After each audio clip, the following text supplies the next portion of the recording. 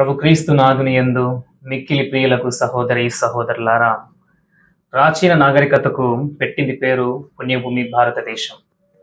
ఎంతో మహత్తరమైన చరిత్ర కలిగినటువంటి ఈ దేశానికి తొలిసారి క్రీస్తు సందేశాన్ని అందించిన గొప్ప మహనీయుడు అపోస్తులైనటువంటి పునీత తోమాసు గారు. పునీత అపోస్తులైనటువంటి తోమాసు గారు స్వయంగా యేసు ప్రభు చేత పిలిపించబడిన 12 మంది శిష్యులలో ఒకరు. వీరినే తోమా అని కూడా సంబోధిస్తూ ఉంటారు. వీరికి మరి ఒక పేరు డౌటింగ్ థామస్, అనగా సందేహాత్మక తోమా అని, అనుమానపు తోమా అని పిలిచేవారు. పునీత తోమాస్ గారు ఎంతో ప్రాచీన్యం కలవాడని కొంతమంది మేధావులు తెలియజేస్తూ ఉన్నారు. ఇర్మియా గ్రంథం 18వ అధ్యాయం 1వ వచనం నుండి 6 వచనాలు చూసుకున్నట్లయితే, యావే ప్రభు ఇర్మియా ప్రవక్తకు, నీవు ఒక కుమ్మరివాని ఇంటికి వెళ్ళుము, అక్కడ నీకు ఒక సందేశం వినిపింతుమని చెప్పగా, ఇర్మియా ప్రవక్త కుమ్మరివాని ఇంటికి వెళ్ళగా, అప్పుడు కుమ్మరివాడు సారె మీద పని చేయడం ఇర్మియా ప్రవక్త చూడడం జరుగుతుంది. ఆ తరువాత కుమ్మరివాడు కుండను సరిగా చేయనప్పుడెల్లా దాని మట్టితో వేరొక పాత్రను చేయడం ఇర్మియా ప్రవక్త గమనిస్తూ ఉంటాడు. అప్పుడు యావే ప్రభుని స్వరము ఇర్మియా ప్రవక్తతో, ఇజ్రాయేలీయులారా, కుమ్మరి మట్టితో పాత్రను ఎట్లు చేయుచున్నాడో, దాన్ని ఎట్లు మలుచుచున్నాడో నేను మిమ్మునట్లు మలవకూడదా అని పలికి ఉండడం జరుగుతుంది. ప్రియ సహోదరి సహోదరులారా, ఇర్మియా ప్రవక్త ద్వారా ఇజ్రాయేలుకి ఇచ్చిన వాగ్దానము, కుమ్మరి మట్టినెట్లు మలచెనో నేను మిమ్మునట్లు మలవకూడదా అని చేసిన వాగ్దానము నేటి పునీతుడైనటువంటి పునీత తోమాస్ గారి జీవితంలో ఎలా నెరవేర్చబడింది? సందేహాత్మక తోమ లేక అనుమానపు తోమ ఎలా ఒక గొప్ప బలమైన విశ్వాసిగా మార్చబడ్డాడు? ఎలా క్రీస్తుకు ఒక సాక్షిగా మారి వేద సాక్షి మరణం పొంది ఉన్నారో కొద్దిసేపు వారి జీవితాన్ని ధ్యానం చేసుకుందాం. పునీత తోమస్ గారు గలిలియా నివాసి. పునీత పేతురు, అంద్రేయ, యాకోబు, యోహానుల వలె వీరు కూడా ఒక మత్స్యకారుడు, అంటే చేపలు పట్టుకొని జీవనం కొనసాగిస్తూ ఉండేవాడు. వీరు వాస్తు శిల్పి కళాకారుడు కూడా. చదువు రాదు, రాయడం రాదు. కానీ ప్రభు క్రీస్తు ఎప్పుడైతే పిలిచి ఉన్నారో వారి పిలుపుకు వినయుడై వారిని అనుసరించడం జరిగి ఉంది. ఇక సువిశేష పఠనాలలో వీరి పిలుపును రాయబడలేదు, కానీ యోహాను సువిశేష పఠనంలో వీరి గురించి 3 సంఘటనలు రాయబడడం జరిగింది.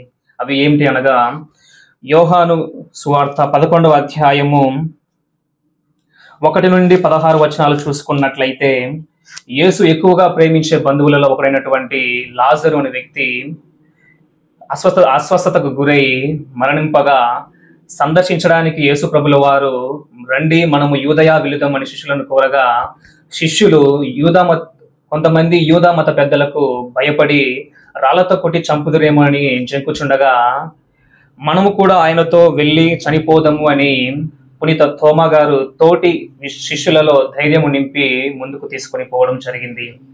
ఇంకా రెండవదిగా యోహాను సువార్త 14:4-5 వచనాలు చూసుకున్నట్లయితే, యేసు ప్రభు కడరాత్రి భోజన సమయంలో, నేను వెళ్ళు స్థలమునకు మీరు మార్గమును ఎరుగుదురు అని పలికిన యేసుతో తోమా గారు ఈ విధంగా పలుకుచున్నారు, ప్రభు, మీరు వెళ్ళు స్థలమును మేము ఎరుగము, ఇంకా దాని మార్గమును మాకెట్లు తెలియని అని తన సందేహాలన్నిటినీ ప్రభువును అడిగి తెలుసుకొని దాన్ని స్పష్టం చేసుకుని ఉండడం జరిగింది. ఇక మూడవదిగా యోహాను సువార్త 20వ అధ్యాయము 24 నుండి 28 వచనాలు చూసుకున్నట్లయితే, యేసు ప్రభుల వారు మరణించి పునరుత్థానమైన తర్వాత మొదటి పర్యాయం శిష్యులకు దర్శనమిచ్చినప్పుడు పునీత తోమాస్ వారు అక్కడ ఉండరు. అప్పుడు దర్శనమిచ్చి వెళ్ళిపోయిన తర్వాత పునీత తోమాస్ గారు అక్కడికి రావడం జరుగుతుంది. అప్పుడు తోటి శిష్యులు పునీత తోమాస్ దగ్గరికి వెళ్ళి, మాకు ప్రభు దర్శనం జరిగినదని చెప్పగా, మేము ప్రభువును చూచినామని చెప్పగా ఆయన విశ్వసింపరు. ఇక రెండవ పర్యాయము 8 రోజుల తర్వాత జరిగినప్పుడు పునీత తోమాస్ గారు అక్కడే ఉండడం జరుగుతూ ఉంది. అప్పుడు యేసు ప్రభుల వారు దర్శనమిచ్చి రెండవ పర్యాయము తోమాస్ దగ్గరికి వచ్చి ఈ విధంగా పలుకుతుండడం జరుగుతుంది. తోమాస్ గారిని పిలిచి నీ వేలు ఇక్కడ ఉంచుము, నా చేతులు చూడుము, నీ చేయి చాచి నా పక్కలో ఉంచుము, అవిశ్వాసవి కాక విశ్వాసవి ఉండుమని చెప్పాను. అందుకు తోమాసు గారు నా ప్రభువా నా దేవా అని తన బలమైన విశ్వాసమును ప్రభు యందు బయలుపరిచెను. ప్రియ స్నేహితులారా, ఈ పునీత తోమాస్ గారు పలికిన ఈ మాటలే, నా ప్రభువా నా దేవా అనే మాటలే శ్రీసభ దివ్య బలి పూజలో మనము ప్రభు శరీర రక్తములు పట్టి ఎత్తినప్పుడు వల్లించి ఏర్పాటు చేయడం జరిగింది. ఇంకా క్రీస్తు మోక్షారోహణ అనంతరము అపోస్తులందరూ క్రీస్తు సందేశాన్ని ప్రచారం చేసేందుకు వివిధ ప్రాంతాలకు వెళ్ళినప్పుడు పునీత తోమాస్ గారు మేదులు, పర్షియన్లు, ఆ పిమ్మట భారతీయులకు సువార్త ప్రచారాన్ని చేసి ఉన్నారు. పర్షియాలో వేద ప్రచారం అయిన తర్వాత క్రీస్తు శకం 52వ సంవత్సరంలో సముద్ర ప్రయాణం చేసి భారతదేశ గడ్డపైన కాలు మోపారు.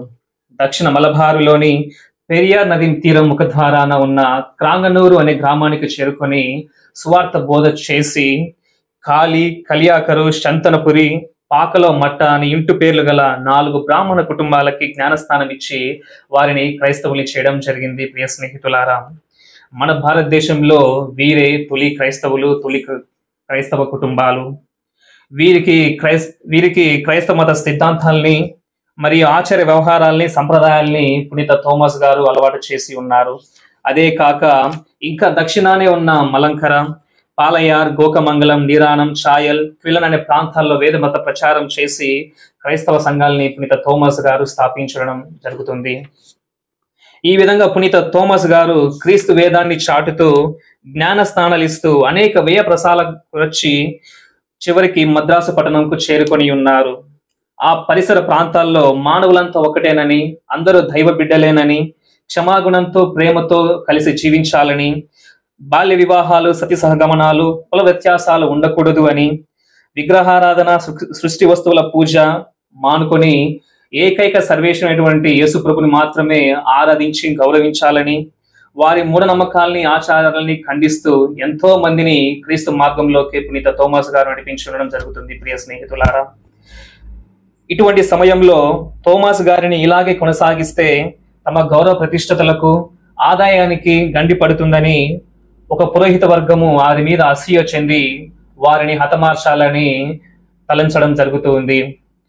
ఆ తలంచిన తలంపు ప్రకారము ఒక రోజున వారిపై వారు ప్రార్థన చేసుకొని చుండగా ఒక కొండ మీద క్రీస్తు శకం 72వ సంవత్సరంలో వారిని ఈటెలతో పొడిచి చంపడం జరుగుతుంది. ఈ విధముగా పునీత తోమాస్ గారు క్రీస్తు కొరకై వేద సాక్షి మరణం పొంది ఉండడం జరుగుతుంది. వీరు మరణించిన ఆ కొండనే నేటికి థామస్ మౌంట్ గా పిలవడం జరుగుతుంది. ఈ విధముగా పునీత తోమాస్ గారు తన జీవితాన్ని క్రీస్తు కొరకై ధారపోసి ఉండడం మనం గమనిస్తూ ఉన్నాము. మనం కూడా మన దైనందిన జీవితంలో క్రీస్తు కొరకై మన ప్రాణాలను సైతం లెక్క చేయక క్రీస్తు ప్రేమను మన దైనందిన జీవితంలో అలవాటు చేసుకుంటూ ఉంటున్నామా? మనము కూడా మన దైనందిన జీవితంలో పునీత తోమా గారి వలె సంపూర్ణ సంకల్ప బలముతో క్రీస్తు ప్రేమను మనము చాటి చెప్పుచున్నామా?